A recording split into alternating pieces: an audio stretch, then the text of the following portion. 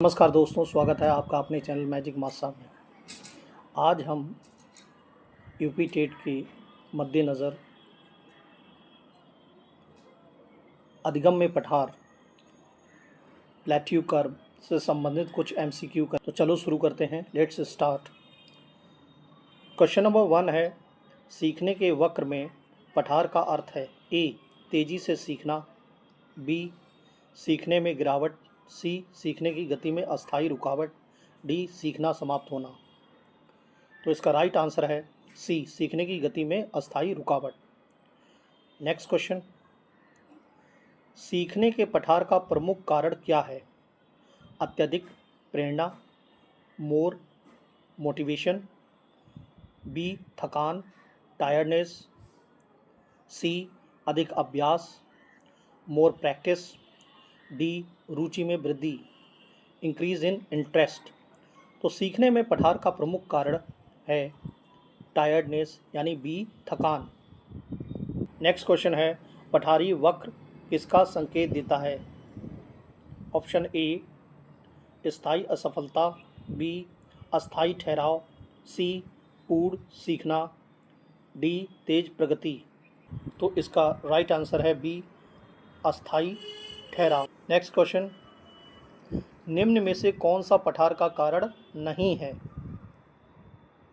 ए थकान, बी अभ्यास की कमी, सी प्रेरणा की कमी, डी उच्च प्रेरणा।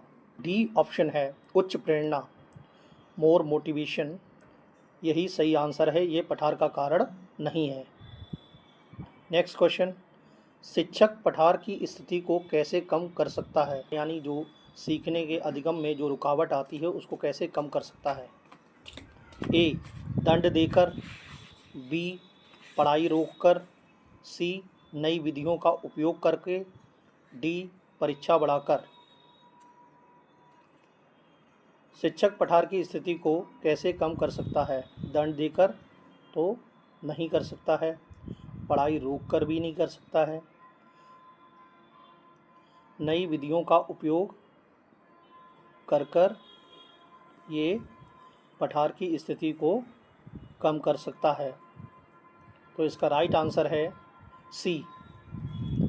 नेक्स्ट क्वेश्चन, सीखने के वक्र में पठार का संबंध किससे है? ए बुद्धि, बी सीखने की गति, सी व्यक्तित्व, डी अनुशासन। तो सीखने के वक्र में पठार का संबंध सीखने की गति से है, पेस ऑफ लर्निंग या स्पीड ऑफ लर्निंग से संबंधित है। तो इसका राइट आंसर हो गया बी। नेक्स्ट क्वेश्चन, पठार के दौरान विद्यार्थी की प्रगति ए बहुत तेज होती है, रुक जाती है या धीमी हो जाती है, सी समाप्त हो जाती है, डी दोगुनी हो जाती है, डबल। तो पठार के दौरान विद्यार्थी की प्रगति बी रुक जाती है या धीमी हो जाती है। नेक्स्ट क्वेश्चन, पठार को दूर करने का सबसे अच्छा उपाय क्या है? ए अधिक ठंड, बी विश्राम और प्रेरणा, सी पढ़ाई बंद करना, डी केवल परीक्षा लेना। तो पठार को दूर करने का सबसे अच्छा उपाय है विश्राम और प्रेरणा, यानी आराम और मोटिवेशन। तो राइट आंसर इसका हुआ बी। नेक्स्ट क्वेश्चन, सीखने का वक्र लर्निंग कर्व क्या दर्शाता है? ए व्यक्तित्व, बी सीखने की प्रगति, सी अनुशासन या डी व्यवहार। तो सीखने का वक्र सीखने की प्रगति को दर्शाता है, तो राइट आंसर है बी। नेक्स्ट क्वेश्चन, पठार कब आता है? ए शुरुआत में, बी बीच में, सी अंत में, डी कभी नहीं। कोई टास्क शुरू करते हैं तो रुकावट कब आती है? बीच में आई, पठार बीच में आता है। क्वेश्चन नंबर 11, सीखने के पठार प्लेट्यू की स्थिति में शिक्षक को सबसे पहले क्या करना चाहिए? अभ्यास बढ़ाना चाहिए, मोर प्रैक्टिस, दंड देना चाहिए, पनिशमेंट, कारणों का पता लगाना चाहिए, कॉजेज़ क्या हैं उसके, और या फिर परीक्षा लेना चाहिए। तो सीखने के पठार की स्थिति में शिक्षक को सबसे पहले उसके कारणों का पता लगाना चाहिए। C is the right answer. Next question, सीखने के वक्र में पठार की स्थिति किस सिद्धांत से अधिक संबंधित है?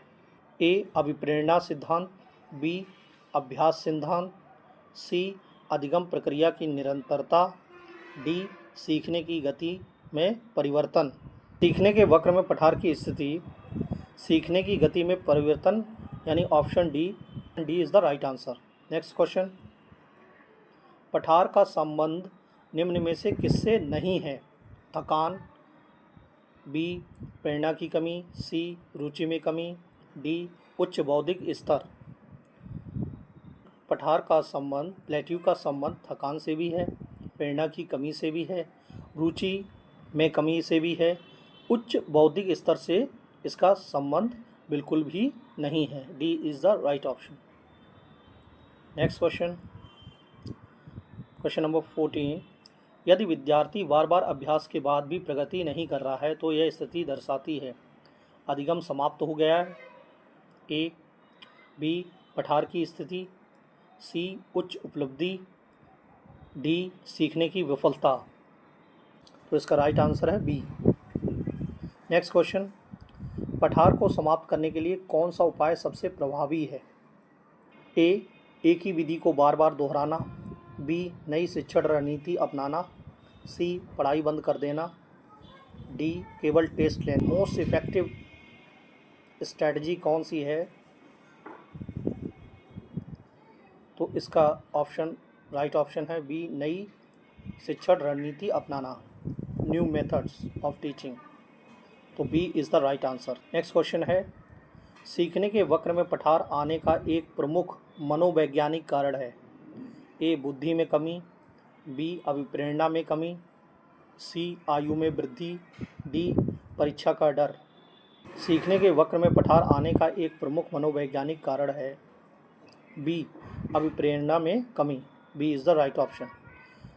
नाउ नेक्स्ट क्वेश्चन, पठार की अवधि को कम करने के लिए कौन सा उपाय उपयुक्त है? ए निरंतर बिना विश्राम के अभ्यास, बी उचित विश्राम और विविध गतिविधियां, सी केवल सैद्धांतिक पढ़ाई, डी दंडात्मक उपाय। उचित विश्राम और विविध गतिविधियां, B is the right answer. Next question है, सीखने के वक्र में पठार किस चरण में अधिक देखा जाता है? ए प्रारंभिक चरण, बी मध्य चरण, सी अंतिम चरण, डी हर चरण में समान रूप से। तो आंसर है मध्य चरण, यानी बीच के भाग में चरण बनता है। नेक्स्ट क्वेश्चन, पठार यह संकेत देता है कि ए सीखना रुक गया है, बी सीखना समाप्त हो गया है, सी नई रणनीति की आवश्यकता है, डी विद्यार्थी असफल है। पठार यह संकेत देता है कि नई रणनीति की आवश्यकता है। C is the right option. Next question है क्वेश्चन नंबर 20, लास्ट क्वेश्चन, सीखने के वक्र में पठार का होना क्या दर्शाता है? ए असफलता, बी सीखने की सामान्य प्रक्रिया का हिस्सा, सी केवल कमज़ोर छात्रों की समस्या, डी शिक्षक की गलती।